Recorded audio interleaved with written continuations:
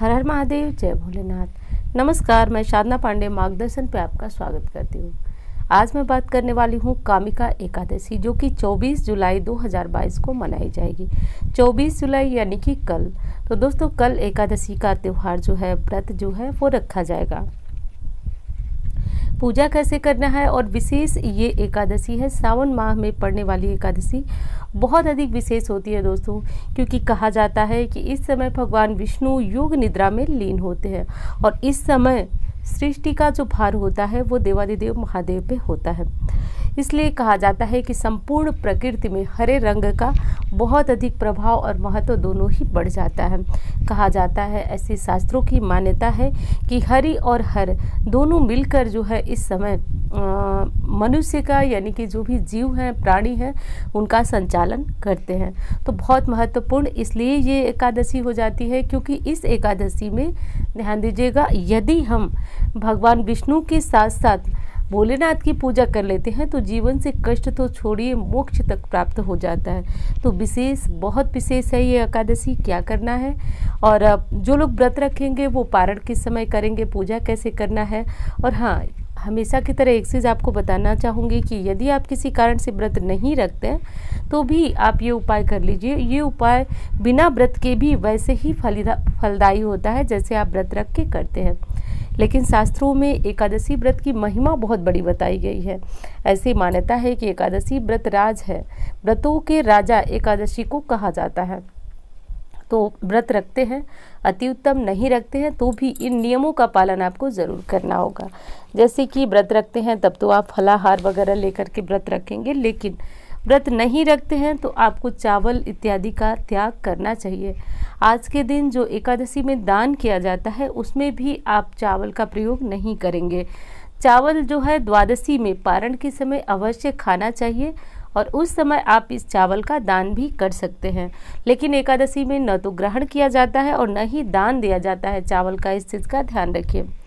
अब चलिए बात हम लोग कर लेते हैं कि कल जो है यानी कि 24 जुलाई को एकादशी की पूजा कैसे करनी है। तो एक चीज़ आप ध्यान रखिएगा, ये सावन है, कोई भी पूजा, कोई भी उपहार, कोई भी पूजा पाठ या कोई भी चीज़ देवादिदेव महादेव को छोड़कर हम नहीं कर सकते हैं।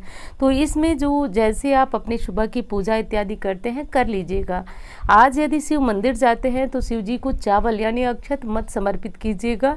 यदि आपने कोई नियम लिया है तो अक्षत के स्थान पे आप मूंग वगैरह का प्रयोग कर सकते हैं, लेकिन चावल आज जो है चढ़ाना वर्जित माना जाता है शास्त्रों में। तो आज जैसे आप अपनी घर की पूजा करते हैं, जैसे आप भोलेनाथ की पूजा करते हैं, बस कर लीजिए, उस विधि से उस भांति कर लीजिए। और कैसे भगवान विष्णु की पूजा करनी है तो वो आप जानिए। सर्वप्रथम तो दोस्तों, कोई भी एकादशी का व्रत हो, लक्ष्मी जी का कोई भी व्रत हो, कोई भी माँ लक्ष्मी की आराधना जब आप कर रहे हो तो ध्यान रखिएगा कि वो नारायण के साथ ही आप उनकी आराधना करें। कई बार मैंने आपको बताया कि जब ये आराधना आप नारायण के साथ करते हैं तो घर में स्थायी लक्ष्मी का वास होता है, घर में गरुड़ वाहिनी लक्ष्मी का वास होता है। कई बार आप लोग पूछते हैं क्या होती है गरुड़ वाहिनी लक्ष्मी। तो देखिए, जो लक्ष्मी जी गरुड़ पे सवार होकर के, यानी कि गरुड़ किसकी सवारी है, गरुड़ नारायण की सवारी है। तो जब नारायण के साथ माँ लक्ष्मी आती है तो वो स्थायी लक्ष्मी होती है, और जब उल्लूक वाहिनी लक्ष्मी आती है तो उल्लू पर बैठ करके आती है, और उल्लू पे बैठ कर आने वाली लक्ष्मी चंचला होती है। तो घर में पैसे आते हैं, लेकिन वो पैसे खर्च हो जाते हैं, चाहे किसी अच्छे काम पे चाहे किसी बुरे काम पे, लेकिन वो पैसा हमारे पास टिकता नहीं है। लेकिन जब माँ लक्ष्मी नारायण के साथ आती हैं तो वो पैसा, वो धन स्थायी धन होता है। तो इसलिए जब भी हमें पूजन करना चाहिए तो भगवान विष्णु के साथ ही करना चाहिए। आज के दिन तुलसी कदापि मत तोड़िएगा, ना तो तुलसी में जल समर्पित कीजिएगा। और हाँ, यदि आपने शालिग्राम तुलसी के गमले में रखा है तो आप वहाँ पे तुलसी जी की पूजा सेवा कर सकते हैं। साथ साथ आज के दिन नारायण को, आज के दिन क्या, ये तो हमेशा का एक नियम है कि नारायण या फिर हनुमान जी या फिर श्री राम जी, यानी कि भगवान विष्णु के जितने भी स्वरूप है, उनको कभी भी तुलसी के बिना भोग जो है वो स्वीकार नहीं होता है। तो तुलसी एक दिन पहले तोड़ लें और भगवान विष्णु को जो भी भोग लगाएं उसमें तुलसी पत्र जरूर डालें। किसी कारण से आपसे भूल हो गई, आप तुलसी पत्र नहीं तोड़ पाए, तो अब स्थितियाँ ये बनती हैं कि अब हम कैसे भोग लगाएं, क्योंकि तुलसी पत्र के बिना तो नारायण भोजन स्वीकार नहीं करते, भोग स्वीकार नहीं करते। तो ऐसे में एक काम कर दीजिए, आप जो तुलसी की माला होती है आप अपने भोग के साथ साथ उसे स्पर्श करा कर रख लीजिए। 100% आपका काम हो जाएगा, नारायण आपका भोग स्वीकार करेंगे। लेकिन ये प्रयोग कभी जब आप तुलसी तोड़ना भूल गए तब के लिए होता है, हमेशा ये प्रयोग मत कीजिएगा। अब बात करते हैं कैसे आप पूजन करेंगे। तो घर में आप क्या कीजिए कि भगवान विष्णु की यदि कोई मूर्ति है माँ लक्ष्मी के साथ तो उनका पूजन करें, नहीं तो फोटो है तो उनका पूजन करें।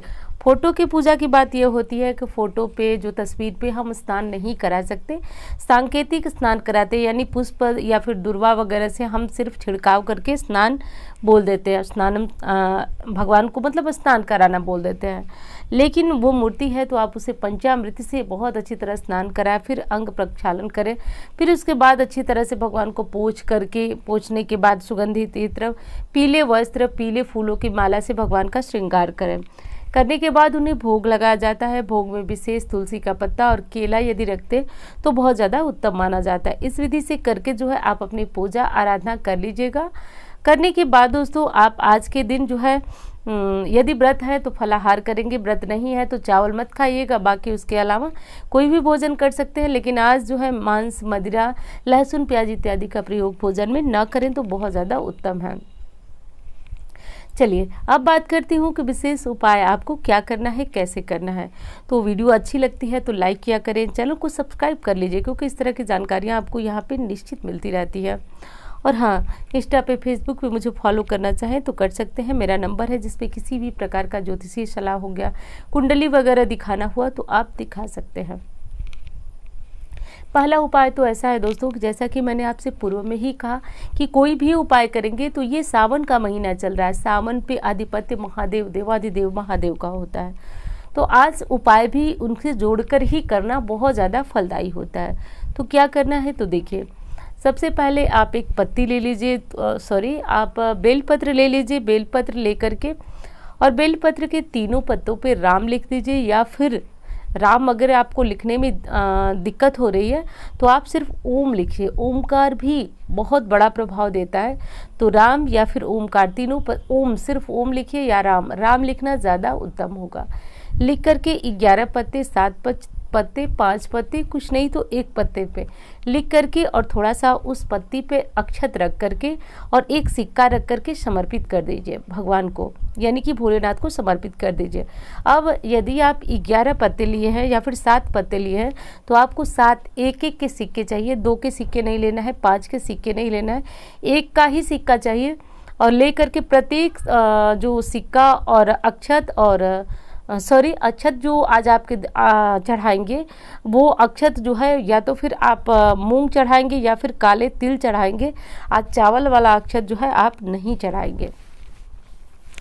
और चढ़ा करके भगवान को और वहीं पे रख करके और उनसे प्रार्थना कीजिए। 1 पत्ती रखने के बाद अपनी उंगलियां उस पत्ती पे रखकर भगवान से प्रार्थना कीजिए कि आप किस कामना के लिए ये उपाय कर रहे हैं। और यदि कोई कामना नहीं है तो आप भगवान से बोलिएगा कि आप भगवान की कृपा के लिए ये उपाय कर रहे हैं। आप भोलेनाथ की कृपा के लिए सदा उनकी दृष्टि बनी रहे हमारे परिवार पे, हमारे पे, इसके लिए कर रहे हैं। तो कर लीजिएगा। ओम लिखना चाहें लिख लीजिएगा, राम लिखना चाहें तो लिख लीजिएगा। स्क्रीन पे मैं लिख करके दिखा भी दी हूँ तो कर लीजिएगा।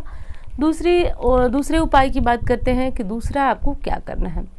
तो दूसरे उपाय में आपको आज के दिन भगवान विष्णु, जबकि जानते हैं आपकी योग निद्रा में है, लेकिन फिर भी हम उनकी पूजा आराधना कभी नहीं छोड़ेंगे, ये आप समझ लीजिए। इस समय भी पूजा आराधना बहुत ज़्यादा महत्वपूर्ण है। हाँ, जिन लोगों के संतान नहीं है वो क्या कर सकते हैं, जिनके बच्चे नहीं हैं, जो लोग संतान प्राप्ति के लिए बहुत ज़्यादा परेशान हैं। दोस्तों, हरिवंश पुराण का पाठ यदि आज से प्रारंभ करके, ध्यान रखिएगा, आज से प्रारंभ करके और अगले जैसे कि 20 दिनों में आप समाप्त कर लेते हैं तो निश्चित रूप से आपको 6 महीने के अंदर अंदर योग्य और उत्तम संतान की प्राप्ति होगी। लेकिन इसमें कुछ कंडीशन है। जैसे कि मासिक धर्म के अंदर जैसे कि मासिक धर्म आता है तो ये चीज़ें खंडित हो जाती हैं। तो जैसे आप आज से इसे शुरू नहीं कर सकते हैं, तो सावन का महीना चल रहा है, जब आपकी मासिक धर्म से निवृत्ति हो जाए तो आप हरवंश पुराण का पाठ जो है अगले मासिक धर्म आने के पूर्व तक खत्म कर लें। ऐसा करने से दोस्तों निश्चित योग्य और उत्तम संतान की प्राप्ति होती है। तो ये उपाय आप कर लीजिएगा, ये शास्त्रों का उपाय है, बहुत महत्वपूर्ण उपाय है, तो इसे कर लीजिएगा। तीसरे उपाय की बात करते हैं उनके लिए जिनके विवाह में विलंब हो रहा है, बाधाएं आ रही हैं, तो वो लोग क्या करें, या फिर जिनके दाम्पत्य जीवन में कोई खुशी नहीं है, जिनके घर में जो है बहुत ज़्यादा लड़ाई झगड़े होते हैं, तो क्या करें वो। सबसे पहली चीज़ कि जो भगवान विष्णु को आप जो है आरती करते हैं, वो आरती पूरे घर में घुमा लीजिए और घंटी बजाते हुए घुमाइएगा। इससे घर का कलह, लड़ाई झगड़े, पितृदोष, वास्तुदोष सब शांत होता है। ये कर लीजिएगा, घंटी और आरती दोनों साथ साथ पूरे घर में घुमा लीजिएगा। ऐसा करने से ये चीज़ें शांत होती हैं। अब जिनके विवाह में विलंब हो रहा है, या फिर मनचाहा विवाह नहीं हो पा रहा है, या फिर पति पत्नी के बीच संबंध अच्छे नहीं है, दाम्पत्य जीवन बहुत कटु होता जा रहा है, तो ऐसे में क्या कीजिएगा कि आप चने की दाल कुछ 1 मुट्ठी, 2 मुट्ठी, 4 मुट्ठी जितनी हो सके सामर्थ्य आपका, चने की दाल गुड़ डाल करके और उसमें 11 सिक्के डाल दीजिएगा। डाल करके एक पोटली बना लीजिए, येलो कपड़ा होना चाहिए, इस चीज़ का ध्यान रखिए। पोटली बना करके, और आपके आसपास जो भी मंदिर नज़दीक में हो, सिर्फ विष्णु जी का मंदिर नहीं, क्योंकि बहुत सारे लोग पिछली बार बोले थे कि दीदी वो तो विष्णु जी का मंदिर नहीं है आसपास, तो जो मंदिर हो उस मंदिर में ले जा करके आप ये पोटली रखिए। और आज से शुरू कर लगातार, ध्यान रखिएगा मेरी बात को, 11 एकादशी, चाहे वो कृष्ण पक्ष की एकादशी हो, शुक्ल पक्ष की, 11 एकादशी कीजिएगा। आप जो है देखेंगे कि परिवर्तन कितना तेज होगा।